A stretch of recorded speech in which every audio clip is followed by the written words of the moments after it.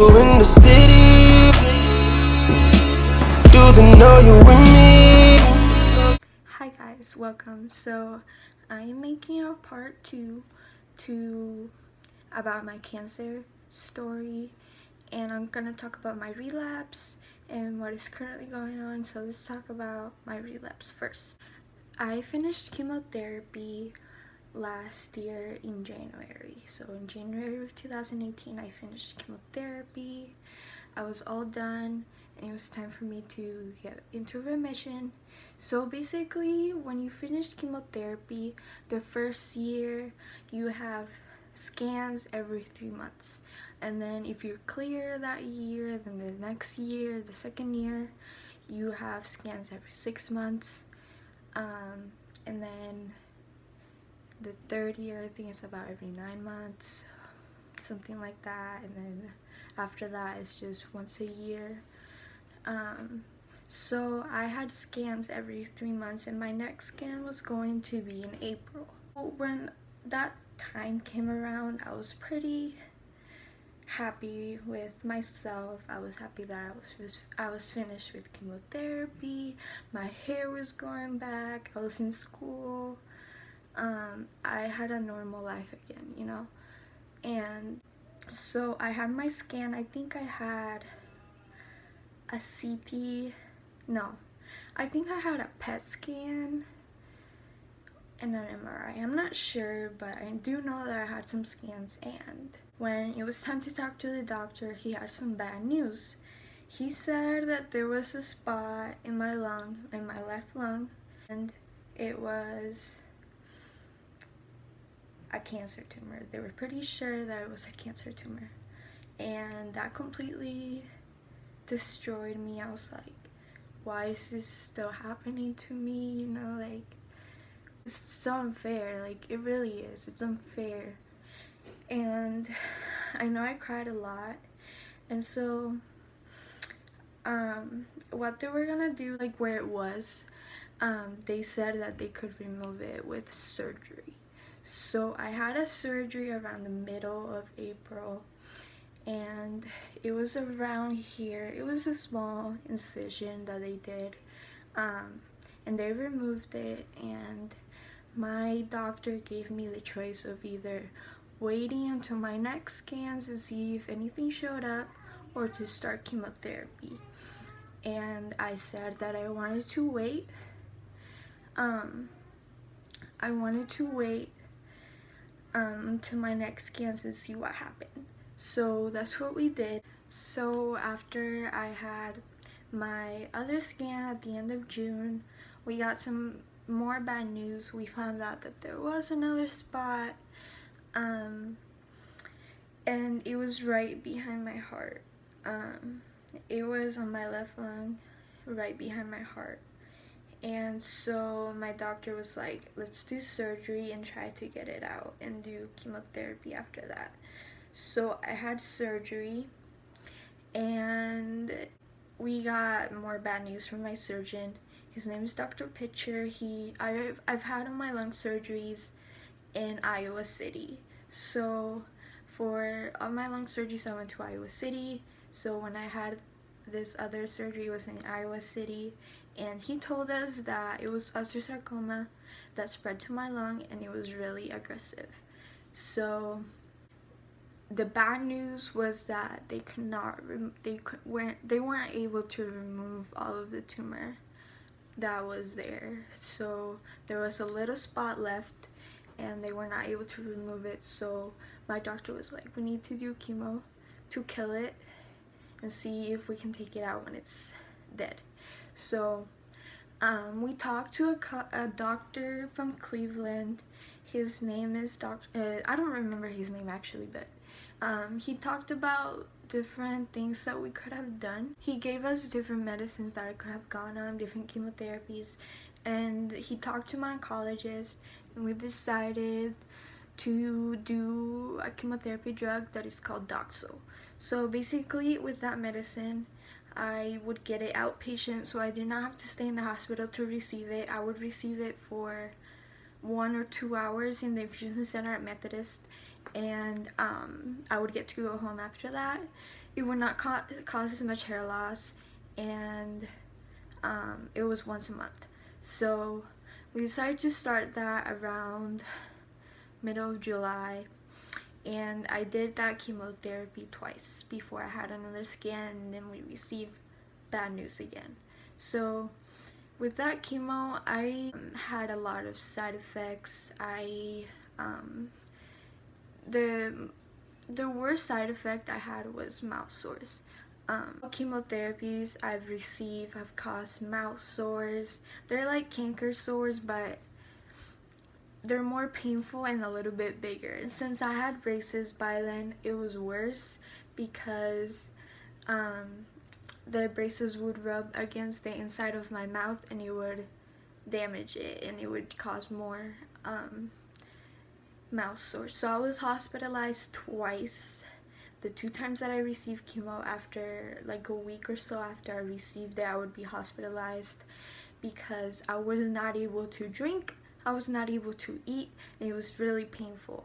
So when I was hospitalized, they would put me on fluids to hydrate me, they would feed me through an IV, and they would put me on pain medication, which was usually morphine. When I had my surgery, July, they placed my port because the port I had before was removed last year in February, and then since we found out about everything that I had to do chemotherapy again, it was best to put another port in. So this is my port now. I had my next scan around the end of August, beginning of September, and we found out that the chemo I was doing was not working. My tumor that they were not able to get out had grown much bigger, and they were really worried because they were like, because what happens is that sometimes certain cancer tumors grow resistant to chemotherapy, and that's what happened with that time. It was resistant, it did not respond to the chemo that I was receiving, and kept growing. And so the only option was to start a different type of chemo. I think it was 2 drugs. I only remember one name of it. It was ifosfamide, and I don't remember the other one. Yeah, it was 2. It was ifosfamide and another one. I don't remember the name of it.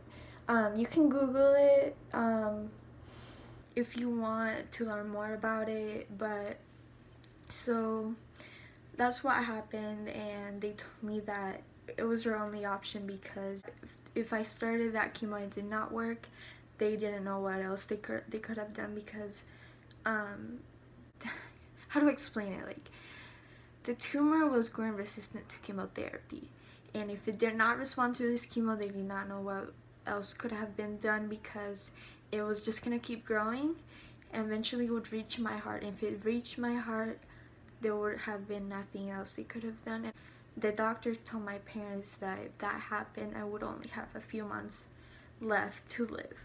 So that was the breaking point of me. I grew so depressed. I was so sad. It was the worst news I could have gotten. So I started this new chemotherapy drugs around the middle of September or so, and it would basically be every 28 days, and I would have to be in the hospital for 5 days, and it would make me lose my appetite again. I would lose weight. I was going to have mouth sores, and the thing about mouth sores is that they can also grow, TMI, but it can also grow in the vagina and the butt. It can grow there. I don't know why. I think it's because it's similar. It's like a wet area like the mouth is, so that's where it can grow. So they told me that. What other side effects did I have? I would be really tired. I remember I was super duper tired, and it really wore me out. The week I started chemotherapy, it was gonna be homecoming week. and I really wanted to go because it was gonna be, I did not want to miss out on it. I have never gone to homecoming before, and so my doctors did a thing where, because their chemotherapy, you would what they did was they would do it every 24 hours. So it would run for 6 hours and then they would do it the next day after 24 hours. But what they did so that I could get out, because I was hospitalized Tuesday, I'm pretty sure, and I got out Saturday. What they did was they would do it every 21 hours and I would get out early, and I had to drink a lot of water to hydrate myself because I had to, you know, how do it flush down the chemotherapy to get it out of my system. And how you do that is by drinking a lot of water. And I went to homecoming. It was okay, it was fun. I got to see my friends, but I looked really sick. I'm not sure if some of you saw me there. I looked really sick. And that night I threw up outside. I told my friends I needed some fresh air, and we went outside and I threw up everywhere. So I went home immediately after that, and I was just like, I'm never doing that again, because I was just so tired, and you know, it was not a good experience. I wanted to go, but then that day I was like, I kind of don't want to, but it was too late and I decided to go anyways. But yeah, I threw up everywhere because I had to take some pills. One of the chemo drugs that I was on would really damage my bladder, my kidneys, and I'll talk about that in a second. But I had to take some medicine that if I was in the hospital, I would receive it through IV, but since I was gonna be going home early, they decided to give me in pill form, but I had to take 5 pills I think every 3 hours, and I had to take it twice that night. And the second time I had to take it, I threw up because I was just so nauseous. A week after I received chemo, I had an appointment, a checkup to see how I was doing, to talk to the doctor, and I found out that I lost 7 pounds in 1 week. And they were really worried because I was very skinny to begin with. I only weighed around 115 pounds. And when they weighed me a week after, I was like 107 or something like that, 107, 106, and they did not want me to go below 100 pounds. So they knew that I did not want to be hospitalized anymore until I had chemo again. So what they decided to do was send me home with a bag that has like everything you need if you're not eating, because I was not very hungry and I think I had some mouth sores, but I could drink still, I just could not eat. So it's called TPN, and it basically has proteins, carbohydrates, and everything you need that you would get through food but can't eat, you know, because I was not able to eat. So I would get it through an IV, and they sent a nurse to teach my mom and I how to do it here, because we would have a machine, you know, like a machine, those machines that you know when you're in the hospital and they put fluids, they hook it up to like fluids or something. Yeah, so they sent me that machine, and they told us how, you know, I would have to flush my port and how to what to do and how to hook it up. So I did that maybe 2 or 3 times to gain weight, and it worked. And they put me on appetite stimulants so I would get hungry, because I completely lost my appetite. And yeah, I did that chemo until that type of chemo, ifosfamide, and the other one until November, which is when we found out that ifosfamide was really damaging my kidneys. And I was not producing the amount of, how do I say, like when they checked my blood work and everything, they noticed that some things were not right. They were really low. So they found out it was because from my kidneys, it was not producing protein or bicarbonates. I don't know what it's called, but they had to put me on some supplements, vitamin supplements, and I'm still taking them because I had an appointment yesterday and with my nephrologist. Is that how you say it? But she basically specializes with like the kidney, and they checked my blood work and my urine, and it's still pretty low, so my kidneys are still affected. And when that happened in November, I was peeing blood. It was really bad because it hurt to pee. I was hospitalized, I remember, because they wanted to collect my pee and keep it under, keep it under control, and they wanted to keep checking, so I had to be hospitalized for that. And they basically put me on a different chemo that would not affect my kidneys as much. I don't remember exactly when I had my other scans, but when I did, we received good news. The chemo I was receiving was working. My tumor was decreasing. It was a lot smaller than it was, and so we planned to have surgery in February this year. So I had it was a big surgery. Maybe I can show my scar. This is my scar. So this is where I had my chest tube, and this is my scar. It's the longest surgery I've ever had.